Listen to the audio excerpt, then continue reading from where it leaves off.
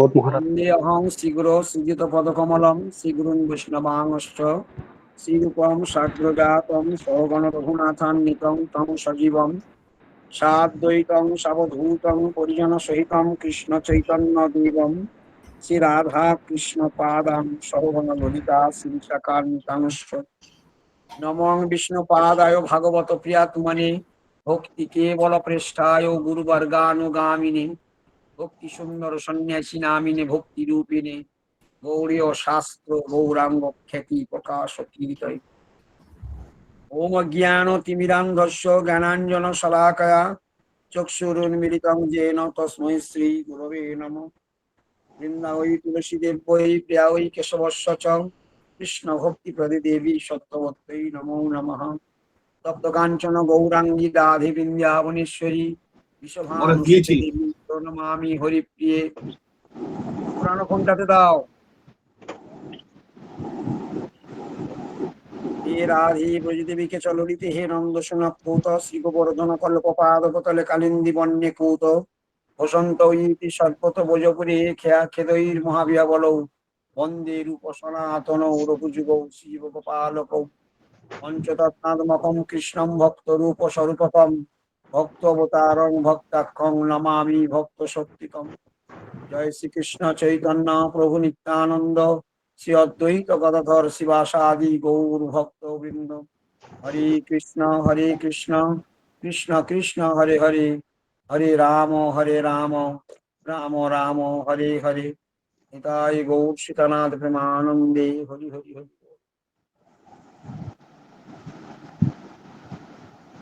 সর্বাগ্রে পরমারাধ্যতম শ্রী শ্রী গৌরীয় গুরুবর্গের শ্রীপাদ পদ্মে ঐতিকি কৃপা ভিক্ষা করে আজ আমরা শ্রী শ্রী চৈতন্য চরিতামৃতের ধারাবাহিক ক্লাসে আজ আমরা 8ই আগস্ট 2026 আমরা গতকাল যেখানে শ্রী শ্রী চৈতন্য চরিতামৃতের অন্তলীলায় ষোড়শ পরিচ্ছদে যেখানে আমরা বিশ্রাম রেখেছিলাম, এখন সেখান থেকেই আমরা শুরু করছি। গতকাল পর্যন্ত আমরা শ্রবণ করেছিলাম যে হরি ঠাকুর এবং কালিদাস বিপ্রের যে অপূর্ব কাহিনী, জগতে ভাগবত ধর্ম তথা ভক্তি ধর্মের যে মূল রহস্য, কিভাবে চিদ বল পাওয়া যায়, তার জ্বলন্ত দৃষ্টান্ত মহাপ্রভুর লীলাচ্ছলে কালিদাস বিপ্রের দ্বারা জগতে দেখিয়েছেন। সেখানে পরিষ্কার দেখিয়েছেন যে ভক্তের পদধূলি, ভক্ত পদ জল আর ভক্তভুক্ত অবশেষ 3 মহাবল, এই যে 3টার মহিমা জগতে তুলে ধরেছেন। এবং সেখানে কালিদাস বিপ্র সেই গৌড়দেশে যত ভক্ত ছিলেন তাদের সকলের প্রসাদ তিনি পেয়েছিলেন এবং পাওয়ার জন্য তার ভিতরে প্রচুর আগ্রহ ছিল যে আমি সকল গৌড়ীয় ভক্তগণের উচ্ছিষ্ট প্রসাদ আমি গ্রহণ করেও ছিলেন। তার এই যে উচ্ছিষ্ট প্রসাদ গ্রহণের যে আগ্রহ, এটা এমন নিষ্ঠার সঙ্গে করেছিলেন, নিষ্ঠা হইতে উপজয় প্রেমের তরঙ্গ। অন্তর্যামী শ্রী চৈতন্য মহাপ্রভু, তিনি পরমেশ্বর ভগবান, তিনি সকলের হৃদয়ে বসে রয়েছেন। কালিদাস বিপ্রে এহেন বৈষ্ণবের উচ্ছিষ্টের প্রতি তার আদর, বৈষ্ণবের চরণ ধুলির প্রতি, যেমন ঝরু ঠাকুর যখন অনুব্রজি করে চলে আসলেন, সেই সময়ে কে কথা বলছেন? আপনারা কেন কথা বলেন? কেন আপনারা কথা বলছেন? মিউট করুন, সব মিউট করুন। উমাদি মিউট করুন, উমাদি। প্রপন্ন প্রভু লক্ষ্য রাখুন।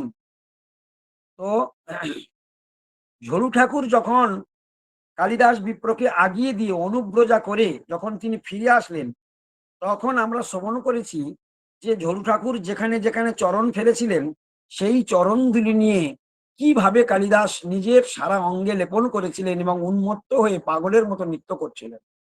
আবার সেই কালিদাস বিপ্র যখন উচ্ছিষ্ট গর্তে, যখন কালিদাস ঝরু ঠাকুরের স্ত্রী উচ্ছিষ্ট আমের বাকল এবং আঁটি গুলো ফেলেছিলেন, সেখানে কিভাবে তিনি আদর করে সেটা সেবন করেছিলেন এবং কিভাবে তিনি প্রেমানন্দে আত্মহারা হয়ে গিয়েছিলেন, এই বৈশিষ্ট্যগুলো এখানে তুলে ধরা হয়েছে এবং ভক্তের চরণধুলি, ভক্তপদ জল এবং ভক্তের যে পাদধৌত যে জল এবং ভক্তভুক্ত অবশেষ, এই যে তিনটা বস্তুর যে মহিমা, সেটা আমরা গতকাল পর্যন্ত শ্রবণ করেছি।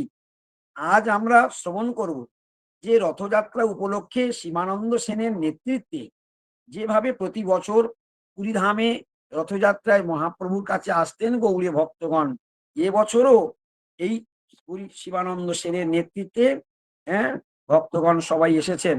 সে বৎসর শিবানন্দ পত্নী লইঙা আইলা, পুরীদাস ছোট পুত্রে সঙ্গেতে আনিলাম।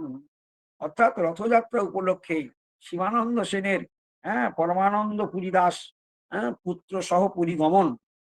এইখানে এই যে পুরীদাস শব্দটি, এইখানে একটু একটা কথা বলা প্রয়োজন একটু আলোচনা করার জন্য। যখন এখন পুরীদাসের বয়স প্রায় ৬-৭ বছর বয়স, ৭ বছরই বয়স, কিন্তু পুরীদাসের যখন জন্ম হয় নাই, তখন শিবানন্দ সেন যখন এসেছিলেন পুরীধামে, সেইবারে মহাপ্রভু তাকে বলেছিলেন, শিবানন্দ, এরপরে তোমার পত্নীর গর্ভে যে সন্তান আসবে, তুমি তার নাম রেখো পুরীদাস। সে বছর শিবানন্দ সেন যখন ঘরে আসলেন, পরবর্তীকালে তার পুত্র সন্তান জন্ম লাভ করেন এবং তার পরবর্তীকালে সেই ছোট্ট পুরীদাসকে নিয়ে মহাপ্রভুর কাছে গিয়েছিলেন এবং মহাপ্রভু জিজ্ঞাসা করেছিলেন, কি নাম রেখেছো? যখন বলছে তোমার যে পুত্র হবে তার নাম রাখবে পুরীদাস, এরকম বলেও দিয়েছিল, তোমার পুত্র আসছে, সেই পুত্রের নাম রাখবে পুরীদাস। পরবর্তীকালে সেই পুত্রের যখন জন্ম হলো, যখন সেই পুরীদাসকে নিয়ে শিবানন্দ সেন পুনরায় গৌড়দেশের রথযাত্রা উপলক্ষে আসলেন, সেই সময়ে মহাপ্রভু আবার জিজ্ঞাসা করলেন, শিবানন্দ, তোমার পুত্রের কি নাম রেখেছ? তোমার পুত্রের নাম কি? তখন শিবানন্দ সেন বললেন, প্রভু পরমানন্দ দাস। মহাপ্রভু বলেছিলেন পুরী দাস, উনি নাম রেখেছিলেন কি? পরমানন্দ দাস, অর্থাৎ পরমানন্দ পুরী। পরমানন্দের দাস বললে হবে, পুরী দাস বললে হবে। মহাপ্রভু কৃপা করে এই নাম দিয়েছিলেন। এখন সেই পুরীদাসের এখন বয়স হয়েছে ৭ম বর্ষ। এবৎসরও শিবানন্দ সেনের সঙ্গে সেই বৃহৎ গৌড়দেশীয় ভক্তগণ তারা রথযাত্রা উপলক্ষে এসেছেন, সঙ্গে পুরীদাসও এসেছেন। পুত্র সঙ্গে লইঙা তেহ আইলা প্রভু স্থানে, পুত্রেরে করাইলা প্রভুর চরণ বন্দনে। অর্থাৎ শিবানন্দ সেন পুত্রকে বললেন, প্রভুর চরণ বন্দনা করো, প্রভুর চরণে প্রণাম করো। যখনই প্রণাম করলেন, তখন কৃষ্ণ কহ বলি প্রভু বলেন বারবার, তবু কৃষ্ণ নাম বালক না করে উচ্চারণ। মহাপ্রভু তখন সেই পুরীদাস যখন প্রণাম করলেন, মহাপ্রভু বললেন, পুরীদাস, তুমি কৃষ্ণ নাম বলো, তুমি কৃষ্ণ কও, তুমি কৃষ্ণ বলো, তুমি কৃষ্ণ বলো। তিনি কৃষ্ণ বলতে বলছেন, শিবানন্দ বালকের বহু যত্ন করিলা, তবু সেই বালক কৃষ্ণ নাম না কহিলাম। মহাপ্রভু যখন বারবার বলছেন, পুরীদাস তুমি কৃষ্ণ বলো, কিছুতেই পুরীদাস সেই ৭ম বর্ষীয় বালক কিছুতেই মুখে কৃষ্ণ নাম বলছে না। শিবানন্দ সেন পিতা লজ্জিত হচ্ছেন। কৃষ্ণ, আরে ভিডিও বন্ধ করে দাও, ভিডিও বন্ধ করো কৃষ্ণ।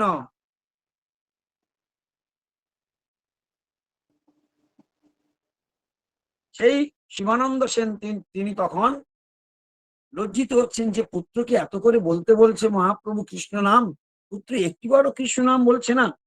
শিবানন্দ সেন বালকের বহু যত্ন করিলা, তবু সেই বালক কৃষ্ণ নাম না কহিলাম। প্রভু কহে, আমি নাম জগতে লোয়াইলু, স্থাবরে পর্যন্ত কৃষ্ণ নাম কোহাইলু। আমি স্থাবরকে পর্যন্ত কৃষ্ণ নাম নিয়েছি, আমি সারা জগতের সকলকেই আমি কৃষ্ণ নাম বলিয়েছি। ইহারে নারীলু কৃষ্ণ নাম কহাইতে, শুনিয়া স্বরূপ গোসাই লাগিলা কহিতে। মহাপ্রভু বলছেন, আমি স্থাবর তাকে পর্যন্ত আমি কৃষ্ণ নাম বলালাম, জগতের সকলকে আমি কৃষ্ণ নাম বলালাম, সামান্য একটা ছোট্ট বালককে আমি কৃষ্ণ নাম বলাতে পারলাম না। এই কথা শুনে স্বরূপ দামোদর তখন বলতে লাগলেন, সেই পুরীদাস কেন মৌন অবস্থায় রয়েছেন, কেন তিনি কৃষ্ণ নাম করছেন না, মহাপ্রভু বলা সত্ত্বেও কেন তিনি কৃষ্ণ নাম করছেন না। এই জন্য আমরা গত একদিন শুনেছিলাম যে প্রসঙ্গক্রমে যে মহাপ্রভুর ভক্তগণ কখনো কখনো মহাপ্রভুর অবাধ্য হন, ভগবানের ভক্ত প্রিয় ভক্তগণ কখনো কখনো ভগবানের অবাধ্য হয়ে যান। এই অবাধ্যতাটাও একটা ভক্তি। এটা ভক্তির অনেকগুলো রহস্যের কথা। যেমন সেই প্রসঙ্গে আমরা শুনেছিলাম যে ভগবান শ্রী রামচন্দ্রকে আগিয়ে দিতে এসেছিলেন ১৪ বছর বনবাসকালে সুমন্ত। তাকে ফিরে যেতে বলেছিলেন মহাপ্রভু। হ্যাঁ, সরি চৈতন্য রামচন্দ্র ভগবান।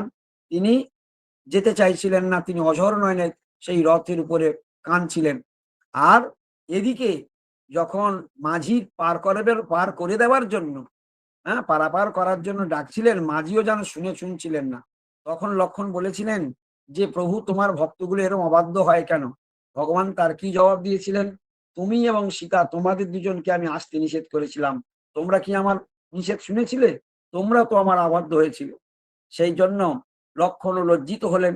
ঈষৎ হাস্য করে মুখটা ঘুরিয়ে নিলেন। বুঝতে পারলেন যে এখানে আজকের সেই একই দৃশ্য দেখা যাচ্ছে যে স্বয়ং ভগবান তিনি চিন্তা করছেন যে আমি স্থাবরকে হরিনাম বলালাম, জগৎকে সকলে হরিনাম বলালাম, আর সামান্য একটা বালককে আমি হরিনাম বলাতে পারলাম না।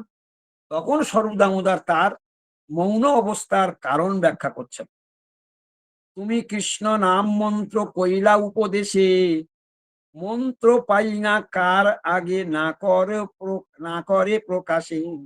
অর্থাৎ, হে প্রভু, তুমি কৃষ্ণ নাম প্রদান করেছো, ওর কর্ণকর নাম প্রবেশ করেছে, কিন্তু তোমার দেওয়া এই মন্ত্র ও কারোর সামনে প্রকাশ করতে চায় না। এটার অন্তরের ভাষা, মনে মনে জপে, মুখে না করে আখ্যান। অর্থাৎ তুমি কৃষ্ণ নাম বলেছো, ওটাই ওর কাছে বীজ মন্ত্র হয়ে গিয়েছে। ও সেটাকে গোপনে জপ করছে। আপনি যতবার বলছেন ও ততবার মনে মনে কৃষ্ণ বলছেন, কিন্তু মুখে বলছে না। এই ইহার মনোকথা করি অনুমান। স্বরূপ দামোদর গোস্বামী এটা বললেন, এটাই আমার মনে হচ্ছে। আর দিন কহেন প্রভু পর পুরীদাস। ওই দিন ওই পর্যন্ত সমাপ্ত হলো। পরের দিন মহাপ্রভুর সঙ্গে যখন আবার সেই পুরীদাস মিলিত হলেন, আর দিন কহেন প্রভু পর পুরীদাস, এই শ্লোক করিতেহ করিলা প্রকাশ। তখন সেই পুরীদাস একটি শ্লোক উচ্চারণ করলেন। আগের দিন কৃষ্ণনাম বলতে বলেছে, বলেনি কেন? সেদিন তিনি মনে মনে জপ করেছেন ভগবানের দেওয়া সেই বীজ মন্ত্রটাকে সাক্ষাৎ ভাবে বীজ মন্ত্র হিসেবে ধরে নিয়েছেন। যেমন দীক্ষা মন্ত্র উচ্চারণ করতে নাই, এটাকেই দীক্ষা মন্ত্র মেনে ওই ছোট্ট পুরীদাস সপ্তম বর্ষীয় বালক সেটাকে দীক্ষা মন্ত্র মনে বীজ মন্ত্র মনে করে উচ্চারণ করেন নাই, কিন্তু মনে মনে প্রভু যতবার বলেছেন ততবার মনে মনেই উচ্চারণ করেছেন। পরে যখন মহাপ্রভু তাকে হ্যাঁ বলছেন, আর দিন কহেন প্রভু পড় পুরীদাস, এই শ্লোক করিতেহ করিলা প্রকাশ। কি শ্লোক পাঠ করলেন? একটি শ্লোক পাঠ করে শোনাচ্ছেন মহাপ্রভুকে। শ্রবস কুবলয়ম অগ্ন অঞ্জন মূরস মহেন্দ্রমণি দাম বৃন্দাবন রমণীনাং মণ্ডলম অখিলম হরির জয়তি। এই শ্লোকটি পাঠ করে শোনাবেন। এই শ্লোকটার অর্থ কি? এই শ্লোকটির অর্থ হচ্ছে, এই শ্লোকের মূল অর্থ হচ্ছে যে গোপী হৃদয়ে ভূষণ কৃষ্ণ। কৃষ্ণচন্দ্র ভগবান হচ্ছে গোপীদের হৃদয়ের ভূষণ। ভূষণ শব্দের অর্থ হলো অলংকার। গোপীদের হৃদয়ে ভূষণ হলেন কৃষ্ণ। সেই কৃষ্ণকে কিভাবে গোপীগণ দর্শন করতেন, কিভাবে হৃদয়ে অনুভব করতেন, কিভাবে তারা আস্বাদন করতেন, সেটাকেই এই শ্লোকের মধ্যে, এই শ্লোকটি কে রচনা করেছেন? কবি কর্ণপুরকৃত আর্য শতকে এই শ্লোকটি উচ্চারণ করা হয়েছিল। সেটাকেই এখানে তুলে ধরলেন। শ্রবস কুবলয়ম অগ্ন অঞ্জন মুরস মহেন্দ্র মণিদাম বৃন্দাবন রমণীনাং মণ্ডলম অখিলম হরির জয়তি। অর্থাৎ বলছে, পয়েন্টটা যদি আপনারা নোট করে রাখতে পারেন, কারণ কোনোদিন এই আবার এর থেকে প্রশ্ন হতে পারে।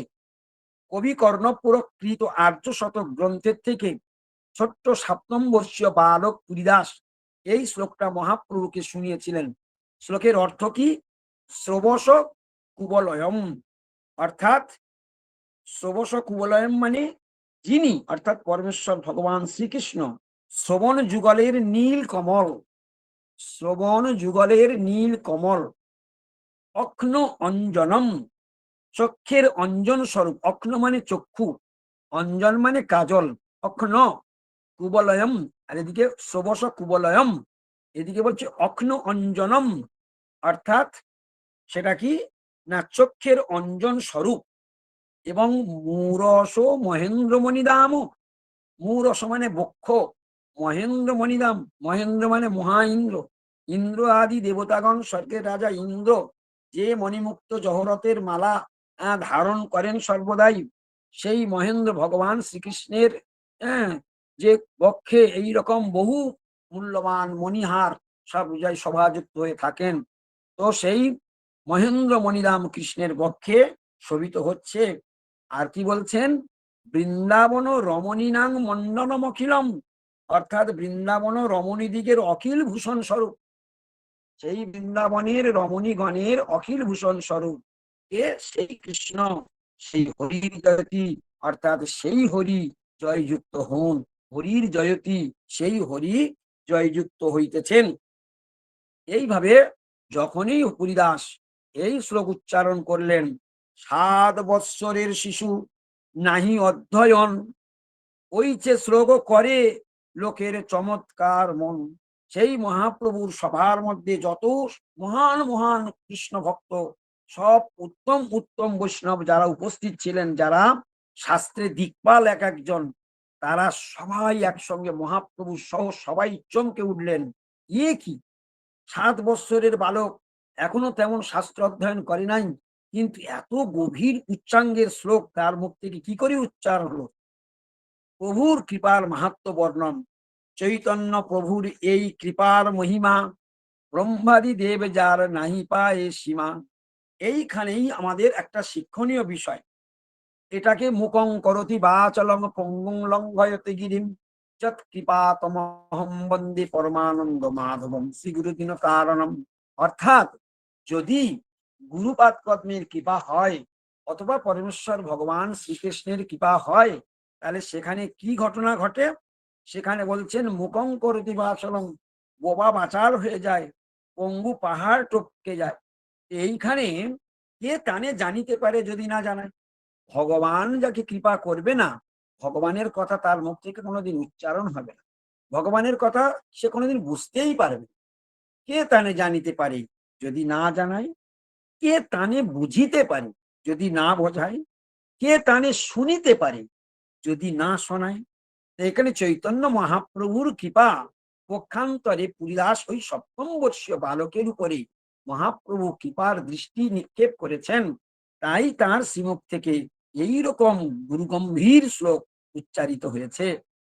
ভক্তগণ প্রভু সঙ্গে রহে 4 মাসে, প্রভু আজ্ঞা দিলা সবে গেলা গৌর দেশে।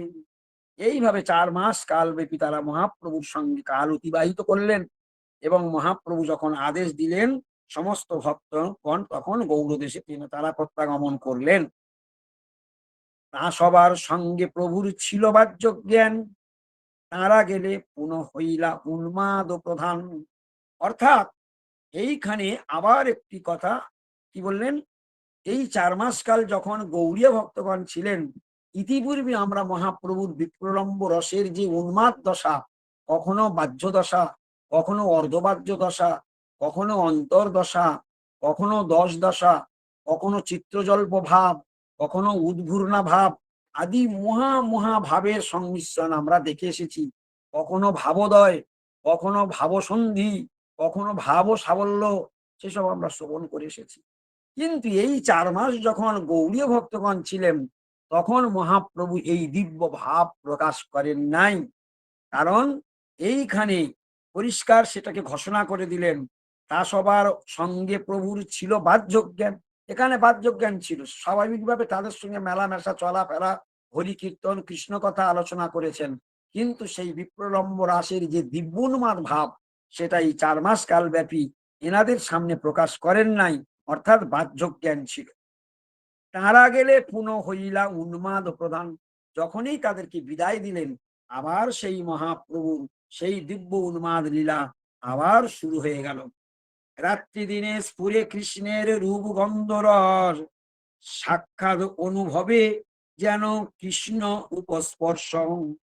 কি কথা বললেন, যখন মহাপ্রভু এই গৌরীয় ভক্তদের বিদায় দেওয়ার পরে আবার রাত্রি দিনে নিরন্তর সেই কৃষ্ণের স্ফুরণ হচ্ছে। কিভাবে কৃষ্ণ স্ফুরিত হচ্ছে? সাক্ষাৎ ভাবে যেন রূপ দর্শন করছে, কৃষ্ণ সামনে ভেসে উঠছে, কৃষ্ণকে সাক্ষাৎ দর্শন করছেন। হরি বল।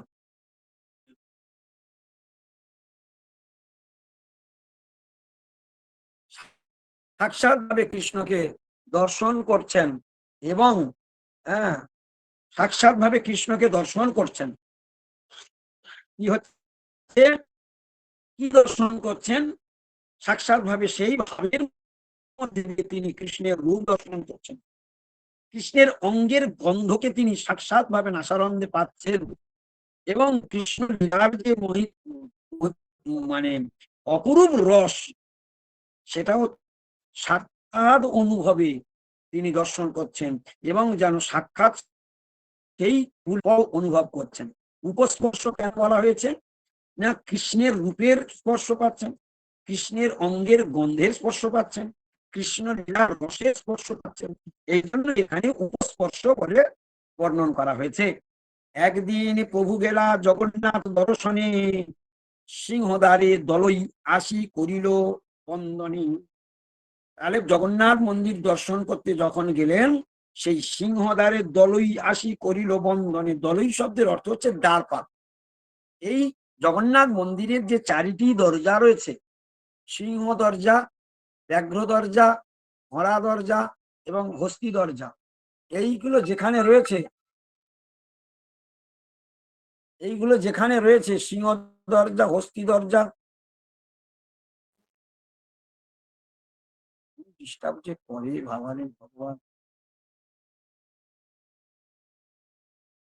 সিংহ দরজা, হস্তি দরজা, হ্যাঁ, ঘোড়া দরজা, দরজা, এই যে চারটি দরজা, চারিটি দরজাতে দ্বারপাল থাকেন।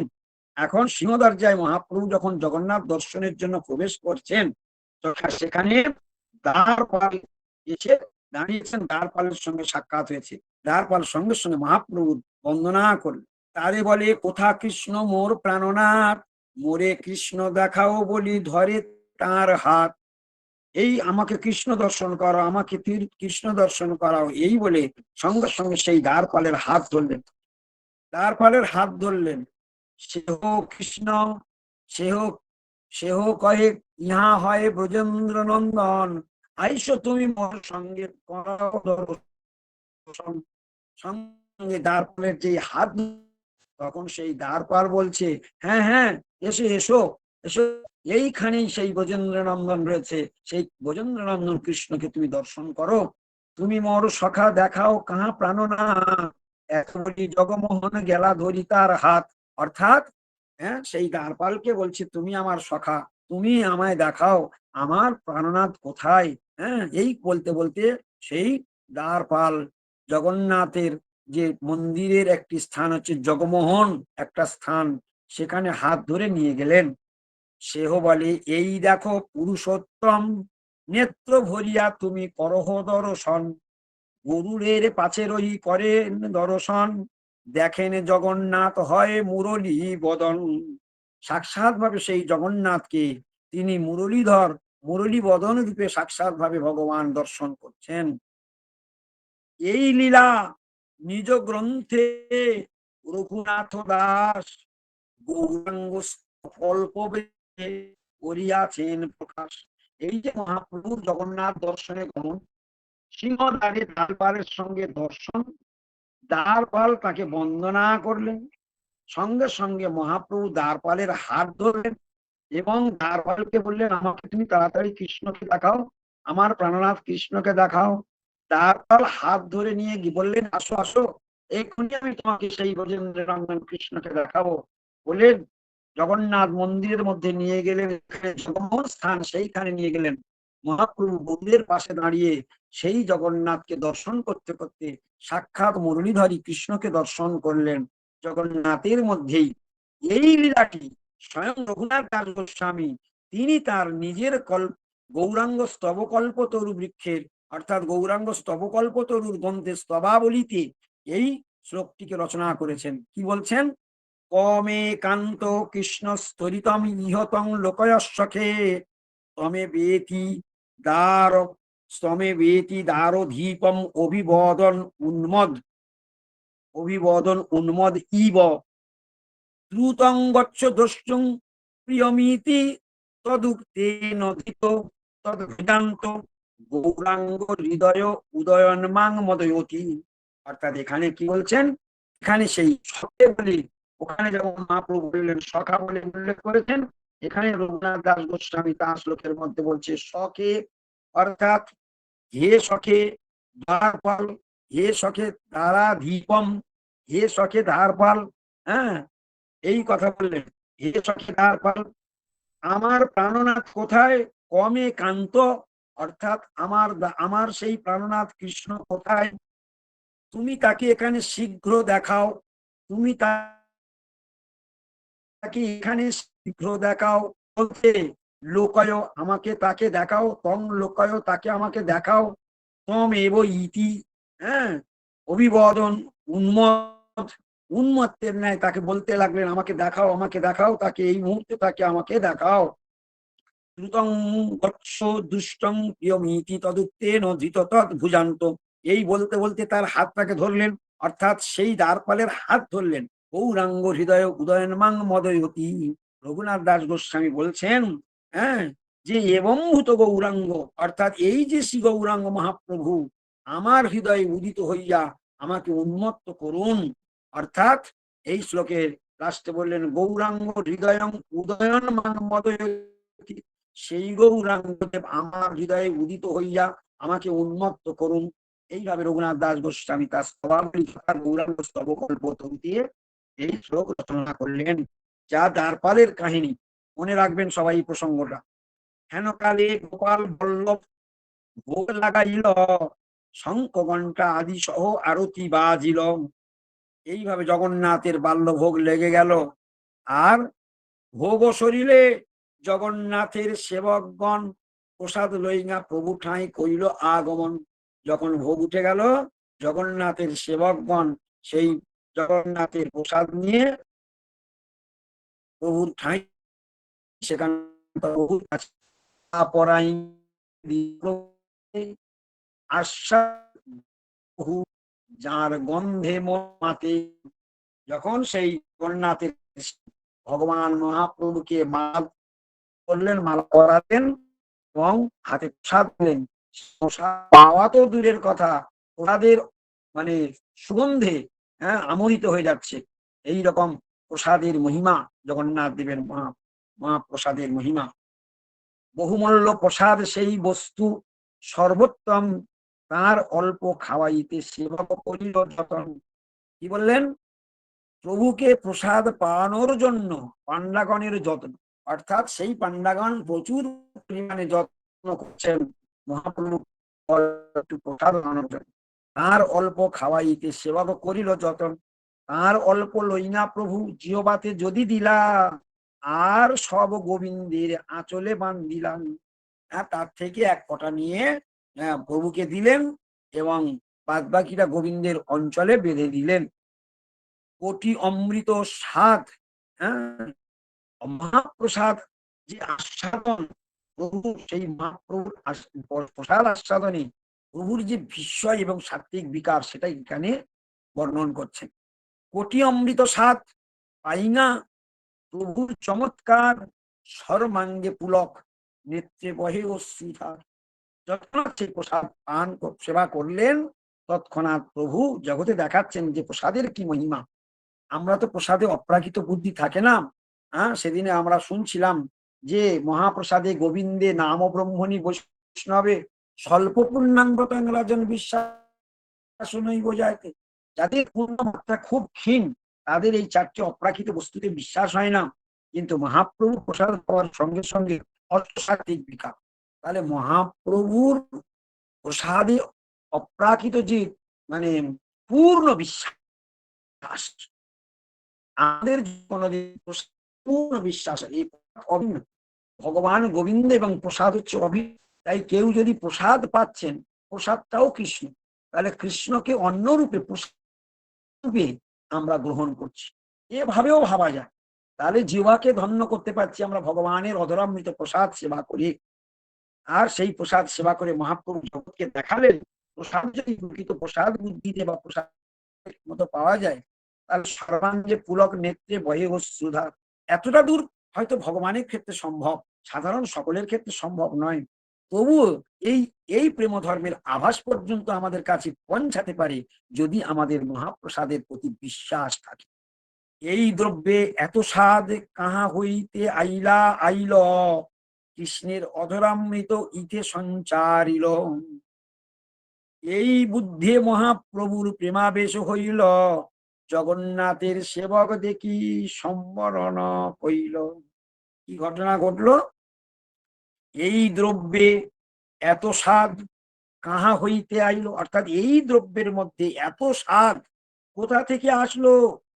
কৃষ্ণ অধরামৃত ইতে সঞ্চারিল, অর্থাৎ স্বয়ং ভগবান কৃষ্ণ এই প্রসাদ গ্রহণ, এই ভোগ গ্রহণ করেছেন, এটা প্রসাদ অমৃত হয়েছে, অর্থাৎ এই জন্য এত স্বাদ। এই বুদ্ধিটা যেটা আমরা আগে শুনছিলাম, এই বুদ্ধি মহাপ্রভুর প্রেমাবেশ হইল। এই বুদ্ধি অর্থাৎ বুদ্ধিটা কিরকম প্ল্যাটফর্মে পৌঁছেছে, এই বুদ্ধিটা যদি আমাদের অনর্থগ্রস্ত সাধক আমরা, আমাদের মধ্যে যদি এইরকম বুদ্ধির আভাস পর্যন্ত পৌঁছায়, মহাপ্রভুর প্রসাদের প্রতি যদি এরকম বুদ্ধি সুবুদ্ধির উদয় হয় বা বিশ্বাসটা যদি গাঢ় হয়, মহাপ্রসাদের প্রতি শ্রদ্ধাটা যদি গাঢ় হয়, তাদের সেবক দেখি সম্পর্ক প্রেমাবেশে যেমন তিনি সর্বাঙ্গে পুলক এবং নেত্র অশ্রুধার আসছিল, কিন্তু জগন্নাথের সেবককে দেখে মহাপ্রভু কিছুটা হলেও তিনি নিজেকে সংবরণ করে নিলেন, কিছুটা হলেও নিজেকে সামলে নিলেন, সম্বরণ করে নিলেন। কারণ এই জন্য সব সময় সেই দিব্য ভাব সকলের সামনে উদয় করানো যায় না, যোগ্য এবং অযোগ্যের বিচার রয়েছে। একটু আগে আমরা শুনে এসেছি, যতদিন গৌড়ের ভক্তগণ 4 মাস মহাপ্রভুর কাছে ছিলেন, ততদিন পর্যন্ত মহাপ্রভু সেই দিব্য উন্মাদ লীলা তিনি স্থগিত রেখেছিলেন। আবার যখন তারা চলে গেলেন, আবার সেই দিব্য উন্মাদ ভাব লীলা আবার আস্বাদন শুরু হয়ে গেল। এর থেকে প্রমাণ হলো, আমরা কীর্তনে শুনি, স্বরূপ রামানন্দ সনে রস আস্বাদন, রূপ সনাতন সহ কৃষ্ণ আলাপন। কার সঙ্গে কৃষ্ণ আলাপন করতে হবে, কার সঙ্গে রসাস্বাদন করতে হবে। এই জন্য আমাদের গৌড়ীয় ভক্তি গীতিতে আমাদের অনেকগুলো কীর্তন রচনা রয়েছে। কিছু কিছু কীর্তন আমাদের গৌড়ীয় গুরুবর্গ নিষেধ করে দিয়েছেন। যেমন শরণাগতির 32টা কীর্তনের মধ্যে 2টি কীর্তন আমাদের নিষেধ আছে, আমাদের এরকম নিষেধ করা আছে। যেমন আমাদের গৌরীবর্গ গুরুবর্গ বলেছেন যে শ্রীমদ ভাগবতমের রাস পঞ্চ অধ্যায়, অর্থাৎ 5টি অধ্যায় যে রাস বর্ণন হয়েছে, সেটা আমরা অনর্থগ্রস্ত সাধক, আমাদের শোনার অধিকার নেই, এটাকে বর্জন করতে শিখিয়েছেন। এই যেমন কিছু কিছু কীর্তন আমাদেরকে গুরুবর্গ করতে নিষেধ করেন। হ্যাঁ, এরা কারা করবে? যদি সেই প্ল্যাটফর্মে সেই যোগ্যতা অর্জন করতে পারে, তাহলে সেই কীর্তন। আমরা কি করি? আমরা 3 দিন আমরা হরিভজনে প্রবেশ করতে পারিনি, আমরা তখন গিয়ে ফেলি, দেখিতে দেখিতে ভুলিব বা কবে নিজ স্থূল পরিচয়। হ্যাঁ, নয়ন হেরিব ব্রজপুর সভা, হ্যাঁ, নিত্য চিদানন্দময়। এ কীর্তন অনেক অধিকারমূলক কীর্তন। এই কীর্তন গাওয়ার অধিকার কোনো অনর্থগ্রস্ত সাধকের নেই, কিন্তু মঠ মন্দিরে গাওয়া হয় বলে আমরা সঙ্গে সঙ্গে এগুলো গিয়ে ফেলি। এই জিনিসগুলোকে আমাদের বুঝতে হবে।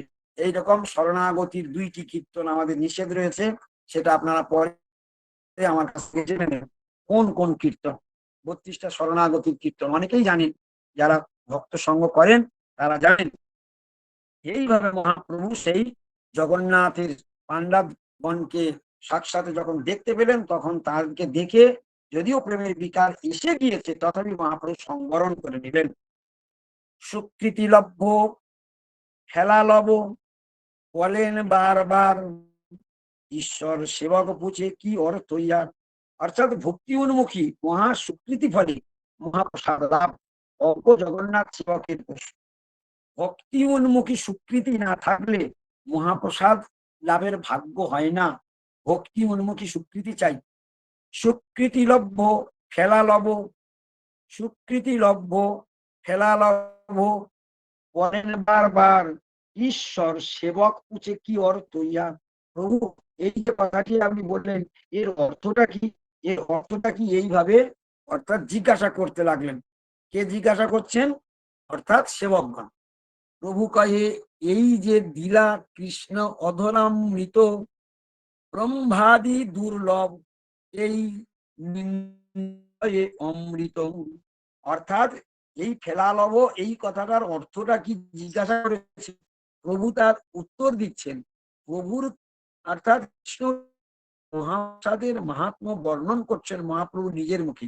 কি বলে বর্ণন করছেন মহাপ্রসাদের মহিমা?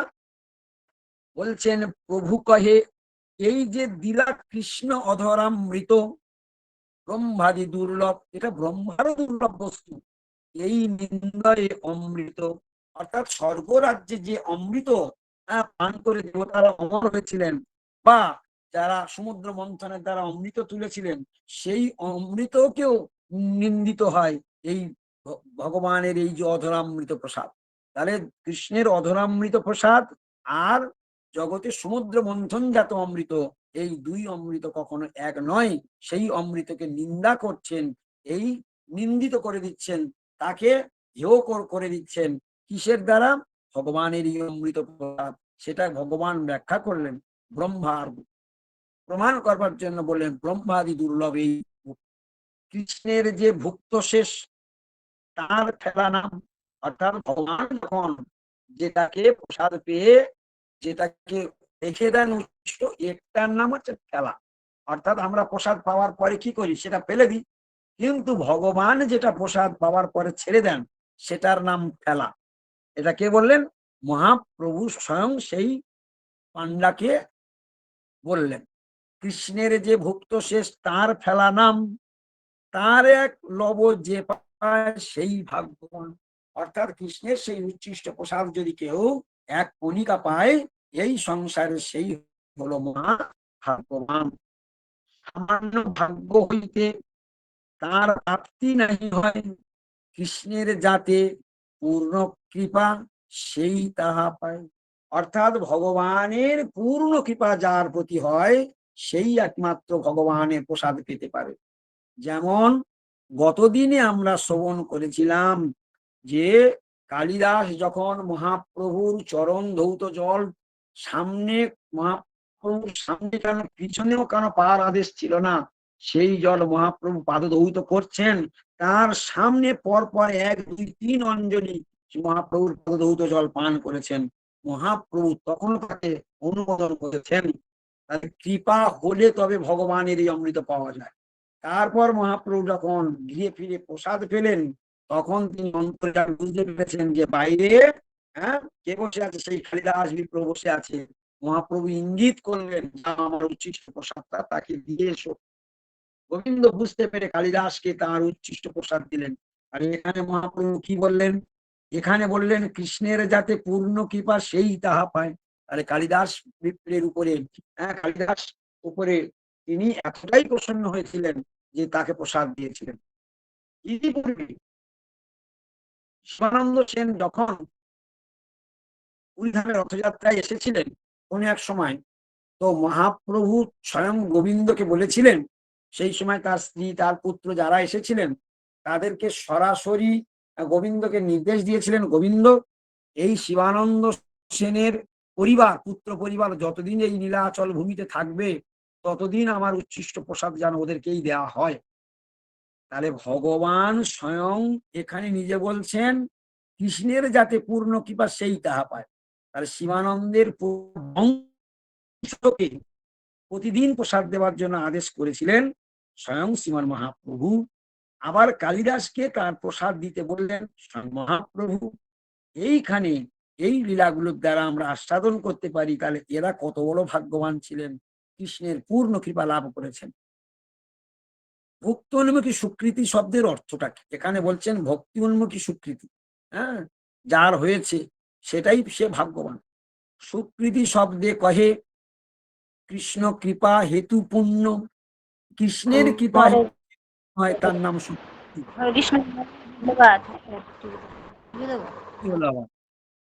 কৃষ্ণের কৃপা হেতু যে পুণ্য, সেটার নাম সুকৃতি। খুব ভালো করে এইটাকে নোট করে রাখুন। ভক্তি উন্মুখী সুকৃতি কাকে বলে? যদি প্রশ্ন হয় নোট করে রাখুন সবাই। ভক্তি উন্মুখী সুকৃতি কাকে বলে? মহাপ্রভু স্বয়ং বলছেন, সুকৃতি শব্দে কহে কৃষ্ণ কৃপা হেতু পুণ্য। অর্থাৎ কৃষ্ণের কৃপার ফলে যে পুণ্য হয় সেটাকেই সুকৃতি বলে গণ্য করা হয়। সেই যার হয় খেলা পায় সেই ধন্য। অর্থাৎ ভগবানের সেই প্রসাদ সেই পেতে পারে, কৃষ্ণ কৃপা হেতু যার পূর্ণ হয়েছে সেই সুকৃতি, ভক্তি উন্মুখী সুকৃতির বলে সেই কৃষ্ণের ফেলা অর্থাৎ মহাপ্রসাদ লাভ করতে পারে। উপল ভোগ দর্শনান্তে প্রভুর স্বগৃহে আগমন। এত বলি প্রভু তা সবারে বিদায় দিলা, উপল ভোগ দেখিয়া প্রভু নিজ বাসা আইলাম। মধ্যাহ্ন করিয়া কইলা ভিক্ষা নির্বাহন, কৃষ্ণ ধরামৃত সদা অন্তরে স্মরণ। বাহ্য কৃত্য করেন প্রেমে গড় গড় মন, কষ্টে সম্বরণ করেন আবেশ ও সঘন। অর্থাৎ এমন এমন সময় কৃষ্ণ উচ্ছিষ্ট মাধুর্য স্মৃতি, অর্থাৎ কৃষ্ণ উচ্ছিষ্টের এমনই মাধুর্য, এমনই তার বল, এমনই তার শক্তির পরিণাম, সেটা যদি স্মরণ পথে উদিত হয়, স্মরণ পটে উদিত হয়, তাহলে কি দশা হয় এখানে বলছেন। মধ্যাহ্ন করিয়া কৈলা ভিক্ষা নির্বাহন, কৃষ্ণ অদরামৃত সদা অন্তরে স্মরণ। সেই কৃষ্ণ প্রসাদ পেয়েছেন বটে, পাচ্ছেন বটে, সবসময় সেই কৃষ্ণ প্রসাদের মহিমা তিনি চিন্তন করছেন। এখানে মহাপ্রসাদের উপরে কতটাই গুরুত্ব দেওয়া হচ্ছে একটু ভাবতে হবে। ভক্তের পদধূলি, ভক্তের পদজল, ভক্তের উচ্ছিষ্ট প্রসাদে যেমন জোর দেওয়া হয়েছে, ভগবানের যে প্রসাদ মহাপ্রসাদ, এইখানে প্রসাদ, মহাপ্রসাদ আর মহাপ্রসাদ, এই তিনটার উপরে আমাদের বিশেষ শিক্ষা লাভ করা দরকার। প্রসাদ কাকে বলে, মহাপ্রসাদ কাকে বলে, মহাপ্রসাদ কাকে বলে, এ প্রশ্ন হতে পারে কোনোদিন। প্রসাদ মানে ভগবানের কৃপা, মহাপ্রসাদ মানে কৃষ্ণের উচ্ছিষ্ট প্রসাদ হলে তাকে বলা হয় মহাপ্রসাদ। সেই মহাপ্রসাদ যখন কৃষ্ণ বলিষ্ঠ কৃষ্ণ ভক্ত অর্থাৎ অতি উত্তম কৃষ্ণ ভক্ত যখন আবার সেটা মহা ভাগবত যখন সেই কৃষ্ণোচ্ছিষ্ট প্রসাদ গ্রহণ করেন, তার ফেলাটাকেই মহাপ্রসাদ বলা হয়। এইখানে কৃষ্ণ অধরামৃতের মহিমা চিন্তন করে জগৎকে তিনি শিক্ষা দিচ্ছেন, এইভাবে কৃষ্ণ প্রসাদের চিন্তন করতে হয়। যখন আমাদের পাতে অন্ন প্রসাদ দেয়া হয়, তখন আমরা 90% লোক অন্ন প্রসাদকে বা সেগুলোকে আমরা প্রণাম করি না। সেই প্রসাদটাকে কৃষ্ণ জ্ঞানে প্রণাম করা উচিত। হ্যাঁ, তবে প্রসাদের প্রতি ভক্তি বা আদর আসবে। বাহ্যকৃত্য করেন প্রেমে গড় গড় মন, বাহ্যকৃত্য করেন প্রেমে গড় গড় মন, কষ্টে সম্বরণ করেন আবেশ ও সঘন। অর্থাৎ মহাপ্রভুর সর্বদাই প্রেমের আবেশ যুক্তই থাকেন, কন্টিনিউ যাকে প্রেমের আবেশ আক্রমণ করছে, মহাপ্রভুকে অ্যাট্রাক্ট করছে। কিন্তু বাহ্যকৃত্য করেন অর্থাৎ বাইরে যে বিধিভক্তি তিনি নিয়মাবলীর মধ্যে রেখেছেন সেটা তিনি কন্টিনিউ করতে থাকেন। এই জন্য আমাদের ভক্তি বিনোদ সরস্বতী ধারা একটা অপূর্ব সিস্টেম। বাইরে অনেক মানুষ বলতে থাকেন যে গৌড়ীয় মঠে যারা করেন ওদের কৃষ্ণ প্রাপ্তি হবে না, কারণ ওর দ্বারা হবে না, রাধা ভাবে বিবাহিত ভজন করতে হবে, এই কথা বলে থাকেন। কিন্তু মহাপ্রভু জীবন আদর্শ আপনারা লক্ষ্য করুন, মহাপ্রভু শত কিছু করেও তিনি কিন্তু তার নিত্য ক্রিয়া কোনোদিন বন্ধ করেন নাই। আর আমাদের গৌড়ীয় গুরুবর্গ ভক্তি বিনোদ সরস্বতী ধারা এমন একটা চমৎকারিতাপূর্ণ ধারা, যেখানে বিধি করতে করতে রাগের দিকে নিয়ে রাগ মার্গের চরম সীমায় গিয়েছেন। রাগ মার্গের চরম সীমার কীর্তন ভক্তি বিনোদের প্রাথমিক স্টেজের কীর্তন থেকে রাগ মার্গের চরম সীমার কীর্তন পর্যন্ত বর্ণন করেছেন ভক্তিবিনোদ ঠাকুর। ওই জন্য তার লেখনীতে রয়েছে বিধি মার্গ রত জনে স্বাধীনতা রত্ন দানে রাগ মার্গে করানো প্রবেশ। রাগ মার্গে ভজন ব্রজের একজন তারা ডাইরেক্ট রাগ মার্গে তারা তাদের স্বাভাবিক প্রীতি, কিন্তু ব্রজে এখন যারা বাস করেন, যারা রাগ মার্গে ভজন করেন, তারা গৌড়ীয়কে অনেক সময় গৌড়ীয় মঠকে তারা হীন চোখে দেখে বা তারা খুব ছোট করে দেখে, বা তাদেরকে শেখানো হয়, তাদেরকে ট্রেনিং দেওয়া হয় যে এটা দ্বারা পাবে না। তাই কোনো কোনো সময় আমাদের মঠের কোনো ব্রহ্মচারী বা কোনো সন্ন্যাসী পর্যন্ত সেখানে গিয়ে বিভ্রান্তির শিকার হয়ে এই গৌড়ীয় গুরুবর্গকে পরিত্যাগ করে আবার রাধাকুণ্ডের পাড়ে আবার দীক্ষা নিতে যায়।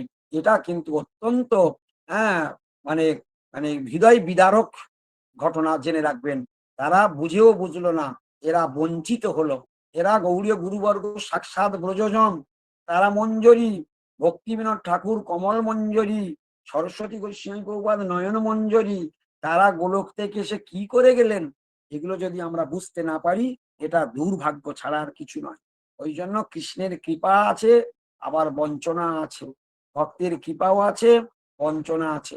যারা গৌরী মঠে প্রবেশ করার পর আবার চৌকাঠ ডিঙিয়ে অন্য স্থানে গমন করেন, তারা জানতে হবে কোনো না কোনো বৈষ্ণব অপরাধের ফলে তাদের এই পতন হয়েছে।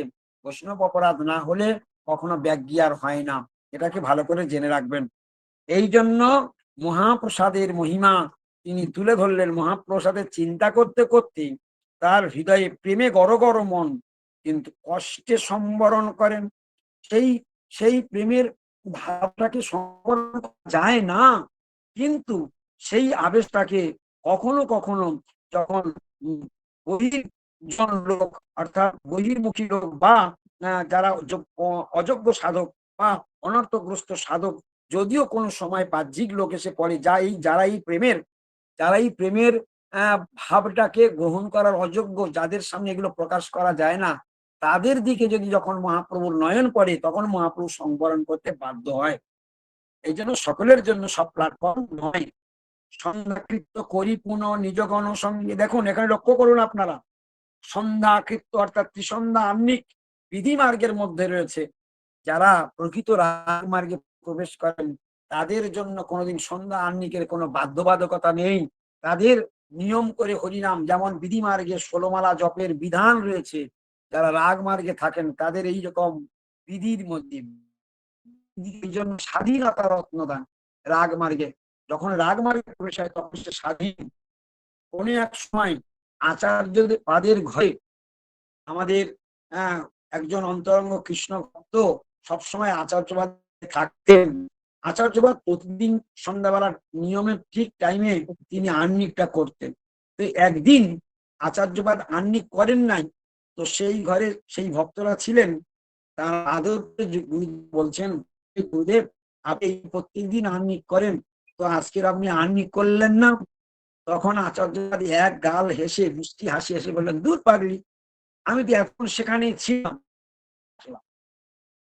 তাহলে আহ্নিকের কথা বললেন, উনি তার উত্তরটা কি দিলেন, দূর পাগলি, আমি তো এতক্ষণ সেখানেই ছিলাম, এই তো আসলাম। তার মানে কি, আহ্নিক করা মানে ধ্যান করা। কাকে ধ্যান করি, যাকে ধ্যান করবেন তার সঙ্গেই ছিল। তো প্রিয় ভক্ত হলে তবে গুরুদেব তার শিষ্যের কাছে এরকম গোপন কথা বলেন, বেত্তু তং সম্মত সর্বম তত্তদ অনুগ্রহাৎ স্নিগ্ধস্য শিষ্যস্য গুরব গুজ্জম কপি হুতব। অর্থাৎ শ্রীমদ ভাগবতের একটা মর্মান্তিক শ্লোক।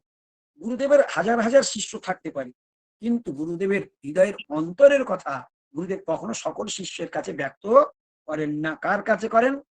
হ্যাঁ, বেত্তং সম্মত সর্বম তত্তদ অনুগ্রহাৎ স্নিগ্ধস্য শিষ্যস্য, কুয়ু মানে বলেন, স্নিগ্ধস্য শিষ্যস্য, স্নিগ্ধ শিষ্যের নিকট, গুরব গুচ্ছম কপিউত, গুরুবর্গ, গুজ্জম মানে অত্যন্ত গোপনীয়, উত মানে ব্যাখ্যা করেন, তাহলে অত্যন্ত গোপনীয় বস্তু, সেটা হৃদয়ের গোপন ভজন কথা গুরুদেব কেবলমাত্র তার স্নিগ্ধ শিষ্যের কাছে ব্যক্ত করেন, সকলের কাছে নয়। তাহলে এখানে আপনারা লক্ষ্য করবেন, যে কথা গৌড়ীয় ধারাতে বলা হয়, মহাপ্রভু স্বয়ং ভগবান হয়েও তিনি রাগমার্গের চরম সীমা রাধাভাবী বিবাহিত স্বয়ং কৃষ্ণ, তিনি সন্ধ্যাকৃত্য করে দেখাচ্ছেন। গুরুবর্গ তারা রাগমার্গের ভজন করেন, তারাও 3 বার আহ্নিক করে, তারাও মালা জপ করে, তারাও দেখাচ্ছেন, তারা মন্দির পরিক্রমা করে। এক সময় বর্তমান আচার্যপাদ কথা প্রসঙ্গে আমার সঙ্গে আলোচনা হচ্ছিল, তখন বলছেন, এই কোমরে এত যন্ত্রণা, দণ্ডবত প্রণাম করতে কষ্ট হয় জানো। আমাকে তখন বলছে যে তবু আমি তো গুরু, আমি যদি প্রণাম না করি আমার শিষ্যরাও প্রণাম করবে না, আমার শিষ্যরা উচ্ছন্নে যাবে। তাই গুরুদেবের এইরকম আচরণ করে বিধির আচরণ করতে হচ্ছে, তার প্রণাম না করলেও চলবে এমন প্ল্যাটফর্মে তারা বিরাজমান রয়েছেন, কিন্তু তথাপি সেই বিধিটাকে পালন করছেন। ঠিক টাইমে আরতির পরে প্রণাম করা, ঠিক টাইম টু টাইম নিত্যকৃত্য করছেন। আজকে এত কথা বলার আমার উদ্দেশ্য কি, এই যে সন্ধ্যাকৃত্য, এই যে সন্ধ্যাকৃত্য তিনি করলেন, সন্ধ্যাকৃত্য করি পুনঃ নিজগণ সঙ্গে, নিবৃতে বসিলা নানা কৃষ্ণ কথা রঙ্গে, প্রভুর ইঙ্গিতে গোবিন্দ প্রসাদ আনিলা, ভারতীরে প্রভু কিছু পাঠাইলাম। দেখছেন কাকে কাকে প্রসাদ দিতে হবে, সেবকের কত বড় দায়িত্ব দেখুন। প্রভু পুরী ভারতী স্বরূপ রায়, হ্যাঁ স্বরূপ রায়, সারুমাচার্য, সমস্ত ভক্তগণ সেখানে রয়েছেন, কিন্তু এখানে গোবিন্দের মহাপ্রসাদ দান প্রভুর ইঙ্গিতে গোবিন্দ প্রসাদ আনিলাম, পুরী ভারতীরে প্রভু কিছু পাঠাইলাম। রামানন্দ সার্বভৌম স্বরূপাদি গণে, সবারে প্রসাদ দিল করিয়া বন্টনে। কাদের কাদের মহাপ্রসাদ দিতে হবে মহাপ্রভু ইঙ্গিত করলেন, সেই মতো প্রসাদ বন্টন আরম্ভ হলো। অলৌকিক প্রসাদ আস্বাদন এই পর্যন্ত আমাদের দেখছি। আজকে তো সময় হয়ে গেল, এই পর্যন্ত হরিকথার আজকের বিশ্রাম থাক। 106 নম্বর পর্যন্ত। আমি যদি ভুলে যাই আপনারা ভুলে যাবেন না, নোট করে রাখুন। আমরা অন্তলীলায় ষোড়শ পরিচ্ছেদে 106 নম্বর পর্যন্ত আমরা আস্বাদন করলাম। আগামী কাল আমি 2 দিন ট্রেনের মধ্যে থাকবো।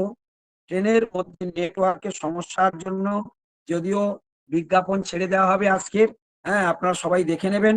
2 দিন ক্লাস বন্ধ করতে বাধ্য হচ্ছি, আমার ইচ্ছা নেই ক্লাস বন্ধ করবার। যদি কোনোদিন বন্ধ হয় জানবেন সেটা আমার অনিচ্ছা সত্ত্বেও বন্ধ হচ্ছে।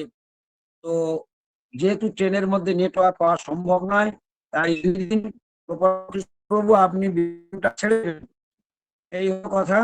আর এই 106 পৃষ্ঠা পর্যন্ত। হ্যাঁ, হরে কৃষ্ণ। মহারাজ আমি একটা কথা বলবো। আমি বাঁকুড়া থেকে রঞ্জিত মন্ডল বলছি মহারাজ।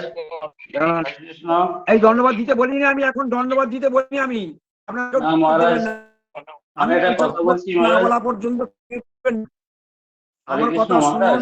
আমি বাঞ্ছা কল্পতরু না দেওয়া পর্যন্ত কেউ মিউট খুলবেন না। আমি বাঞ্ছা কল্পতরু দেবো, তারপর আপনারা দণ্ডবাদ করবেন। আর যদি আপনাদের অসুবিধা হয় আপনারা কিছু বেরিয়ে যাবেন। আর রঞ্জিত কি বলছিলেন বলুন।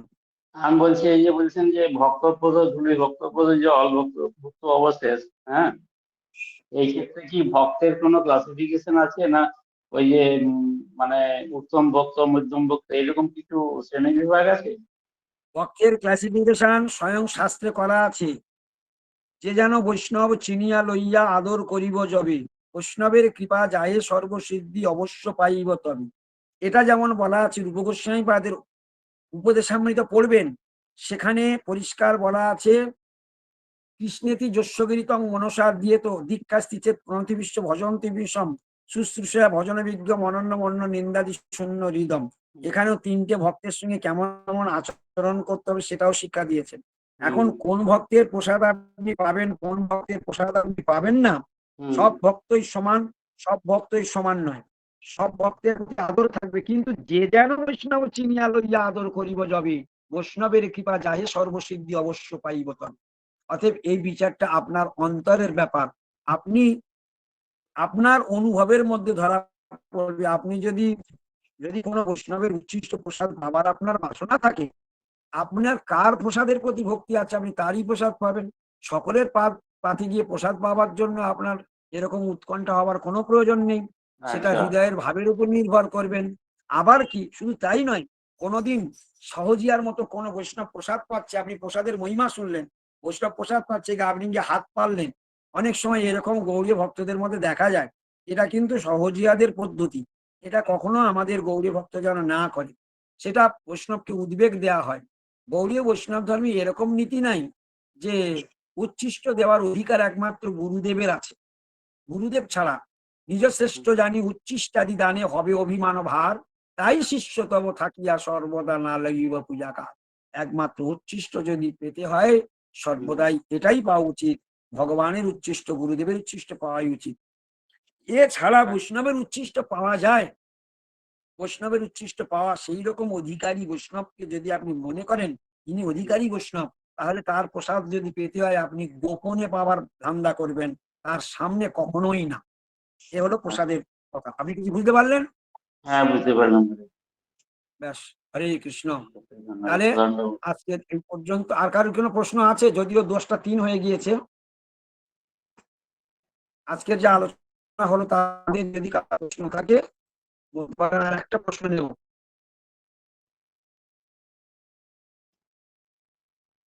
ঠিক আছে, আজকে প্রপন্ন প্রভু, প্রপন্ন প্রভু, মহারাজ পরমানন্দ, ধন্যবাদ। মহারাজ হ্যাঁ, ধন্যবাদ। বিজ্ঞাপনটা আজই ছেড়ে দেবেন। মহারাজ দিয়ে দিয়েছি। বিজ্ঞাপন দিয়ে দিয়েছেন? হ্যাঁ, দিয়ে দিয়েছি। ঠিক আছে, ঠিক আছে। বাঞ্ছা কল্পতরুভ্যশ্চ কৃপা সিন্ধু বচ পতিতানাং পাবনেভ্যো বৈষ্ণবেভ্যো নমঃ। আপনাদের সকলের কাছে আমার নিবেদন, আপনারা ঠিক আবার যথারীতি 11 তারিখে এইরকম 9টার মধ্যে সবাই প্রবেশ করে যাবেন। ভুলবেন না, ঠিক 9টার মধ্যে আপনারা এইরকম প্রবেশ করবেন। আর যাদের যাদের নিকটজন আছে, যাদেরকে ক্লাস শোনাতে চান, তাদের নাম্বারটা আমার হোয়াটসঅ্যাপে পাঠিয়ে দেবেন। হরে কৃষ্ণ। আর এই বিষয়ে যদি কারোর কোনো প্রশ্ন থাকে আমার ব্যক্তিগত হোয়াটসঅ্যাপে আপনারা প্রশ্ন করে রাখবেন, তাহলে পরবর্তী আমাদের যখন সিটিং হবে তার মধ্যে আমি তাদের প্রশ্নের উত্তর দেওয়ার চেষ্টা করব। হরে কৃষ্ণ। বাঞ্ছা কল্পতরুভ্যশ্চ কৃপা সিন্ধু বচ পতিতানাং পাবনেভ্যো বৈষ্ণবেভ্যো নমঃ। হরে কৃষ্ণ। হরে সবাই কৃষ্ণ, ধন্যবাদ প্রণাম মহারাজ। হরে কৃষ্ণ, ধন্যবাদ মহারাজ। সকল প্রেমদের চরণে ধন্যবাদ। না, দণ্ডবোধ প্রণাম মহারাজ। হাতে মন যাচ্ছে না। হরে কৃষ্ণ, ধন্যবাদ প্রণাম মহারাজ। মহারাজ, প্রণাম। প্রণাম মহারাজ। ধন্যবাদ। ধন্যবাদ মহারাজ। ধন্যবাদ। হরে কৃষ্ণ, দণ্ডবোধ প্রণাম মহারাজ। ধন্যবাদ মহারাজ। আপনি আছেন ধন্যবাদ, মহারাজ? ধন্যবাদ। এখন আছি। বলছি মহারাজ, লব মানে এক কণা, খেলা মানে তো ভগবানের উচ্ছিষ্ট প্রসাদ, মানে মহাপ্রসাদ, আর লব মানে এক কণা। মানে লব লব ক্ষণক, হ্যাঁ। সেই ক্ষণকাল হচ্ছে সেই লব, একটা ক্ষণকাল মানে মানে অল্প কণিকা। সময়, অল্প সময়টা না। লব লবটা শব্দের ওখানে কণিকা নয়। লোহার ফেলা দুটো শব্দের মানে দুটো ভিন্ন ভিন্ন। ফেলা মানে ভগবানের উচ্ছিষ্ট প্রসাদকে ফেলা বলা হয়, আর মহাপ্রভু সেটা ব্যাখ্যা করলেন। আর লব শব্দের অর্থ হচ্ছে ক্ষণকাল, সেটা হচ্ছে 11.5 সেকেন্ড, মানে 1 লব। 11.5 সেকেন্ড। দণ্ডবোধ প্রণাম মহারাজ।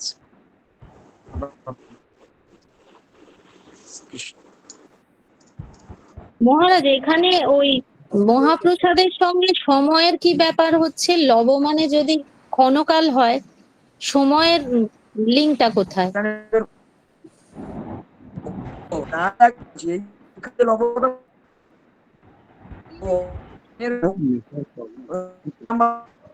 না, ওখানে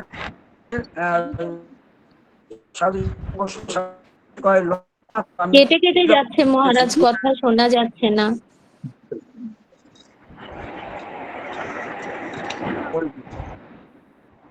মানে খেলা না, এই উল্টা উচিত ছিল। হ্যাঁ, তার 1 লব যে পায়, এখানে লব মানে কণিকা, এইখানে লব শব্দের অর্থ হলো কণিকা, আর ওইখানে লব শব্দের অর্থ হচ্ছে সময়। হরে কৃষ্ণ, বুঝতে পারলেন? হ্যাঁ মহারাজ, এখানে বুঝতে পারলাম। হ্যাঁ, এখানে লব মানে অল্প, ওখানে লব কাল সময়ের 11.5 লব। এই 2 লবের 2 অর্থ লিখে রাখবেন। হরে কৃষ্ণ। হ্যাঁ, তাহলে 96 নম্বর পয়েন্টে যে লব বলা হচ্ছে, এই লবের অর্থ যে 98 সময়। হ্যাঁ, 96। এটা সময় নয়, এখানে অল্প কণিকা। এখানে লব শব্দের অর্থ হচ্ছে কণিকা। তার 1 লব যে পায়, হ্যাঁ, সেই ভাগ্যবান। না, আমি এখানে লব মানে 96 এর কণিকা। কথা বলছি মহারাজ। হ্যাঁ, 96, 96 নম্বর পয়েন্টের লব শব্দের অর্থ বলছি। না না, 98 লব। 98 96 96 নয়। 96 আছে সুকৃতিলভ্য ফেলা লব। আরে লভ্য না লব? লব লব লব 96 এতে নেই, লব আছে। ও হ্যাঁ, সুকৃতি আছে, এখানে লব আছে। ফেলা লব, ওই এখানে সুকৃতি লভ্য ফেলা লব বলেন বারবার। আচ্ছা, এই কয়েকটা, এই জন্য শ্লোক উল্লেখ করলে আমাকে ধরতে সুবিধা হয়। প্রত্যেকটা জায়গার মানেটা ভিন্ন ভিন্ন, প্রত্যেকটা শব্দের মানে ভিন্ন ভিন্ন। কখন কোন সময়ে এক একটা আমাদের বহু সমার্থক শব্দ থাকে না, এরকম থাকে। আবার এক এক শব্দ, যেমন আমরা যারা বাংলা সাহিত্য নিয়ে পড়ে, হ্যাঁ, আমার হাতে এখন পয়সা নেই, তার মানে কি? হ্যাঁ, আমার এখন হাত ভালো না, না আমার হাতটা এখন অসুবিধা আছে, তুমি নিয়ে নাও। এরকম একটা শব্দ দিয়ে, একটা হাত শব্দ দিয়ে কত রকমের ভিন্ন ভিন্ন অর্থ প্রকাশ করা যায়। এই যে লব শব্দটা, কখন কোন শব্দে কোথায় লব ব্যবহার করা হচ্ছে, সেই পয়ারের উপরে মানেটা বুঝে তবে উত্তর দিতে হবে। এখানে কি বলছেন? এই যে ভক্তি উন্মুখী যে মহাস্বীকৃতি ফলে মহাপ্রসাদ লাভ, এটাকেই বলছে স্বীকৃতি লভ্য ফেলা লব বলেন বারবার। মানে যাদের প্রচুর পরিমাণে স্বীকৃতি আছে, তাদের এই উচ্ছিষ্ট প্রসাদের এক কণিকা, তাদের একমাত্র লাভ হয়, লভ্য মানে তাদেরই লাভ হয়। ঈশ্বর সেবা পুছে কি হতো ইয়ার, অর্থাৎ ভগবান পুনরায় ভগবানকে জিজ্ঞাসা করছে সেই পান্ডা, যে এই যে আপনি বললেন ফেলা লব, এই ফেলা কথার মানেটা কি? এই কথাটা এর অর্থটা কি জিজ্ঞাসা করলেন। তাহলে এখানে ফেলা লব মানে ভগবানের উচ্ছিষ্টকে বলা হয় ফেলা, তার লব মানে এক কণিকা। কারা পায়? স্বীকৃতি লভ্য, যাদের প্রচুর স্বীকৃতি আছে, তাদেরকে স্বীকৃতি, তারাই মাত্র কেবল লাভ করতে পারে। হরে কৃষ্ণ, বোঝা গেল? হ্যাঁ মহারাজ, হরে কৃষ্ণ। তাহলে দুটোতেই লব মানে কণিকা, 96 আর লব মানে 99। 96 আর 98 প্রসাদের ক্ষেত্রে দুটোই এখানে, হ্যাঁ, দুটোই লব 98 মানে কণিকা। প্রশ্নটা, ধন্যবাদ মহারাজ। ধন্যবাদ। দুটোই লব 98 মানে প্রশ্ন, 98 শ্লোকটা। ধন্যবাদ মহারাজ। 98 আর হরে কৃষ্ণ। 96 দুটোতে লব হ্যাঁ, একই হবে তাহলে। একই, দুটো লবের একই মানে। লব মানে কণিকা, ফেলা লব মানে ভগবান শ্রীকৃষ্ণের উচ্ছিষ্ট প্রসাদের কণিকা। এখানে তো এইখানে ফেলার নাম লেখা আছে, ফেলার নাম আছে, নাম। কোথায়? এই কোন শ্লোকে বলো? 98 শ্লোকে। হ্যাঁ, ফেলা নাম কোথায়? কৃষ্ণের ফেলা নাম যে কৃষ্ণের, হ্যাঁ, কৃষ্ণের যে ভুক্ত শেষ, শুনে না আস্তে আস্তে, কৃষ্ণের যে ভুক্ত শেষ তার ফেলা নাম, মানে তার নামটাই ফেলা, বুঝতে পারো নি? তার নামটাই ফেলা, তাকে ফেলা নামে অভিহিত করা হয়। এত সহজ সরল অর্থ, এগুলো আবার হরে কৃষ্ণ। মহারাজ, এখানে ধন্যবাদ। দুই ক্ষেত্রে লব মানে কণিকা বুঝাচ্ছে। হ্যাঁ, এখানে দুই ক্ষেত্রেই লব শব্দের অর্থ হচ্ছে কণিকা প্রসাদ, এক কণিকা প্রসাদ। হ্যাঁ, কণিকা, এখানে দুটো লবেরই অর্থ কণিকা। দুটো লবই কণিকা, এখানে দুই লবই হচ্ছে কণিকা। হরে কৃষ্ণ। হরে কৃষ্ণ। ধন্যবাদ মহারাজ। সবাই ভালো থাকবেন। হরে কৃষ্ণ। ধন্যবাদ। ধন্যবাদ মহারাজ।